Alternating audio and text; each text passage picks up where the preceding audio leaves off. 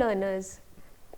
Welcome to Certificate in Food and Nutrition CFN2, Your Food and Its Utilization, Block 2, Unit 5, Growth Pattern and Nutritional Requirements. I am your teacher for today, Dr. Ankita Gupta, Assistant Professor in the Discipline of Nutritional Sciences at Indira Gandhi National Open University, New Delhi.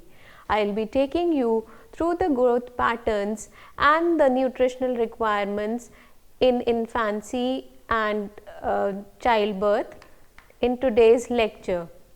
The objectives of today's lecture will be to describe the pattern of growth from childhood up to adulthood, relate nutrition to growth, indicate the critical periods in terms of individual development, list the food requirements in relation to body size. What do we understand by normal growth in children? Young people grow from infancy through adulthood, and in between comes the period of preschoolers, school-going age and adolescence. Within 2 decades of life, an individual increases about 20 times in weight and about 4 times in height. Do you recall what was your weight when you were an infant or a school-going child, and what is your present weight? Can you just multiply it and see that it has increased to around 20 times? What is the difference between growth and development? Growth means increase in size of the body as well as development and maturation of the organs and systems of the body. So growth means just the size increase, whereas development means development of different organs in the body. Increase in size is visible externally. The development of organs and systems takes place inside the body and it cannot be seen. So growth is a visible factor, whereas development can't be seen with the naked eyes. How does the growth take place? Cell is the smallest functional unit of the body. Each cell needs all the nutrients from the food in order to perform the various functions. When growth takes place, the number of cells in the body, size of the cells and blood volume all increases. So growth is not just the number or the size, it's the blood volume as well. Babies gain both weight and height very rapidly in the first 2 years of life. An infant or a newborn doubles its weight in 4 to 5 months. So if a baby was born with a weight of 2.5 kgs, he is almost 5 kilos at 5 months of age, and it triples its weight by the first year of life. So at the end of first year, the weight of the baby will be around 7.5 kgs. Its height increases by about 25 centimeters in the first year of life. So we see that there is increase in the weight as well as the height of the baby as the baby grows. As per the WHO child growth standards, between 2 and 10 years of age, the child settles down to a slower but steady rate of growth, in which the height increases by 5 to 6 centimeters and the weight increases by about 2 kgs every year. There is not much difference in the weight and the height of boys and girls till they are about 10 years old. So a 10-year-old boy and a 10-year-old girl will have almost the same heights and weights. The difference in their heights and weight comes to be seen when they approach adolescence. The height of girls will increase around 11 to 13 years of age, whereas the growth spurt in boys occurs a little later, around 13 to 15 years of age. So as you can see in this chart that there is difference in the weight of boys and difference in the weight of girls with age, and there is also difference in the height of boys and the height of girls with age, and there is a steady increase in both height and weight of boys and girls with age. So as the height and weight increases, they increase at a different pace with the age. Now we will talk about development of bones, muscles and fat. As we all know that the bones develop, they mature, they calcify as the child grows, as he attains maturity. Similarly, the bones, the muscles also develop with age, whereas the fat composition of the body decreases as the boys get leaner, and similarly in girls the fat mass increases as the girls attain puberty or approach adolescence. So first we will talk about bones. Bones increase in number, become longer and harder as the child grows. Example, in an adult wrist there are around 6 bones, whereas in a 1-year-old child the wrist has only 3 bones. The remaining bones develop during childhood. So the bones increase in number as the child grows. The bones of a newborn are very soft and gradually harden as the child grows. The baby's head is soft. The 4 pieces of bone that form the top of the skull have not yet joined together. The skull is in a 2-year-old is hard and not as much as soft. So you must have noticed that a newborn baby has a very soft skull, and slowly and gradually the bones fuse together, they become hard and they are not as soft. This happens because the brain has to grow, and for there to be enough space for brain to grow, the bones of the brain are not fused together initially.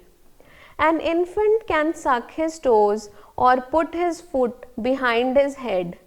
This lack of stiffness makes it difficult for the baby to sit up straight or hold his head erect. As the bones harden, the baby can sit straight and his bones also grow in length. In this graph, you can see the grip strength of boys and girls at various stages.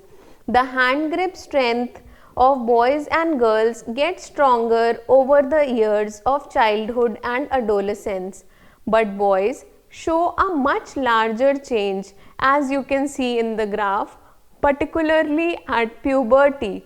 Some of this can be due to greater exercise by the boys at this stage, but some of it seems to be due to the effect of the male hormones. So the hand grip strength also increases gradually as the child grows. Next we talk about muscle growth. A newborn baby has all the muscles he will have as an adult. During childhood and adolescence, length and thickness of the muscles change. Like bones, the muscle tissue also increases steadily until adolescence, when the increase is quite rapid. Boys have much more muscle power than girls after the age of 12 years. Moving on to the development of fat in the body. Most babies you must have seen are born very chubby and have a roundish face as the babies have a lot of fat. Some of this fat was laid down when the baby was in the mother's womb, and some was deposited during the first 6 to 9 months of infancy. As the child begins to walk, run and play in the school years, the child becomes leaner as he starts using his fat store. So you must have noticed that a newborn baby is quite chubby, but slowly and steadily the child becomes leaner and taller, and the fat stores tend to decrease. In the adolescence period, the boys again start laying down more fat, and girls have more fat than boys as they approach puberty. Next, we talk about development of internal organs in the baby. The first internal organs to develop after the birth of the baby are brain, liver and kidney. Most of the growth of the brain has already occurred when the baby was in the mother's womb. By the time it reaches its 5th birthday, 99% of the brain growth will be completed. The nervous system also grows rapidly during the first 2 years, but growth is completed during adolescence. At birth, the liver and kidneys are still quite immature because the function of the liver and kidneys of the baby are being performed by the mother's liver and kidney. So these two organs will be fully mature in the early years of life. Next, talking about hormonal glands. Hormones are chemical substances which govern growth and other physical changes in our body.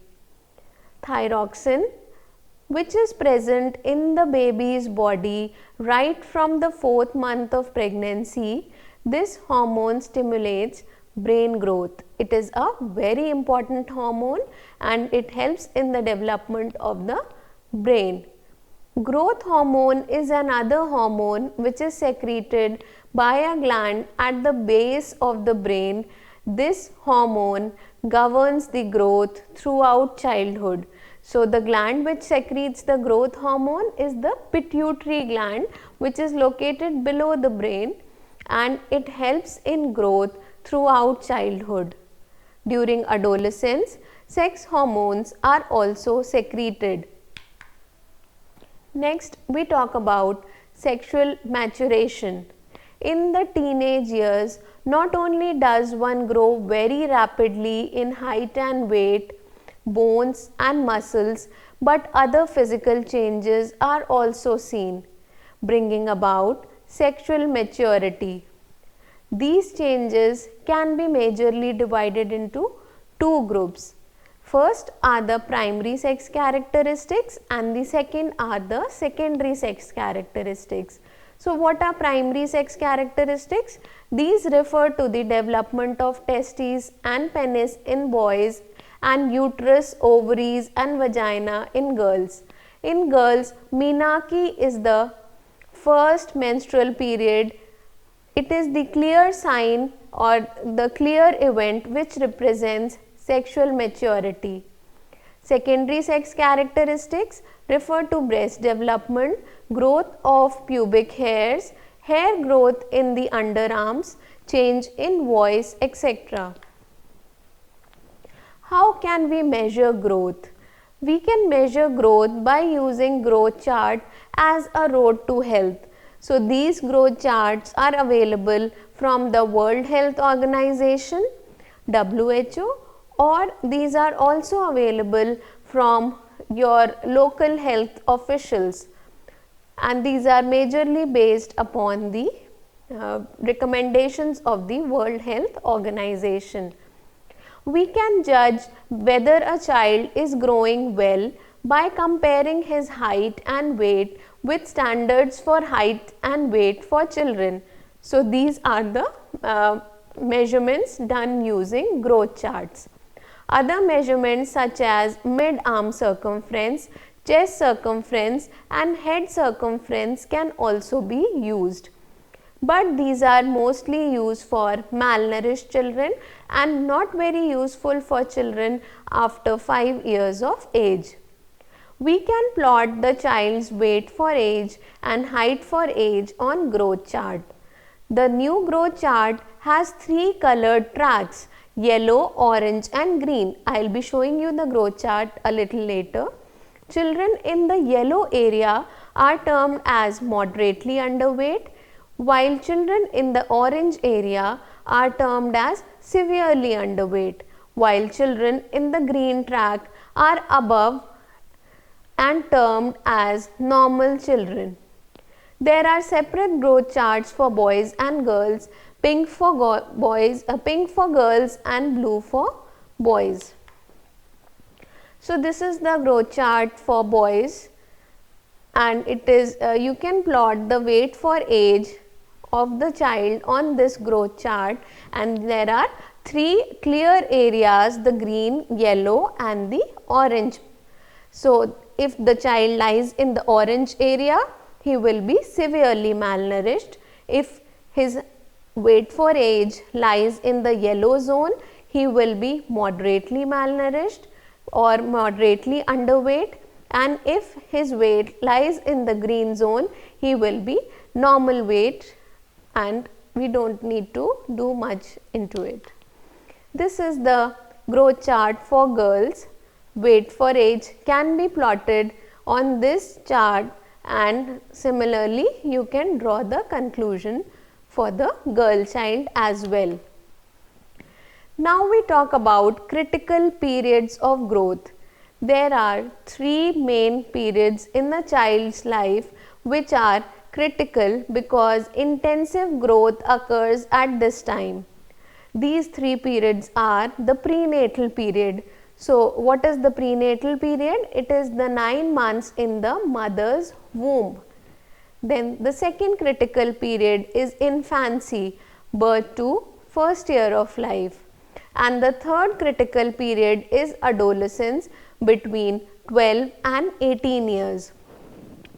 So what comprises the prenatal period? When the child is in the mother's womb for about 40 weeks, it develops from a single cell into a baby weighing about 2.5 kg. Each and every organ is growing at a tremendous pace. The brain grows the fastest and needs a lot of nutrients for growth. The baby derives its nutrition from the mother. Therefore, the mother should have adequate diet with increased intake of cereals, pulses, vegetables and fruits. Talking about infancy, a baby grows very rapidly in infancy. During this time, organs like brain, heart, liver, stomach and kidneys are growing and maturing. The infant depends upon the mother for its nourishment. Therefore, a nursing mother should have a well-balanced diet. So, it is recommended that the mother feeds the baby exclusively on breast milk for the first 6 months of life, and thereafter she should continue breastfeeding the child up to 2 years of age along with supplementary nutrition. So, during this time of lactation, the mother should have a balanced diet so that she can provide the adequate nutrients through the breast milk to the infant. The third critical period of growth is adolescence. During school years, the growth is slow and steady. During teen years, there is a growth spurt when the child grows taller and puts on weight. The child attains adult stature at this stage. Final development and maturation of reproductive organs takes place in adolescence. Talking about nutritional requirements and body size. During growth spurt, a child needs more food in relation to its body size than it needs as an adult.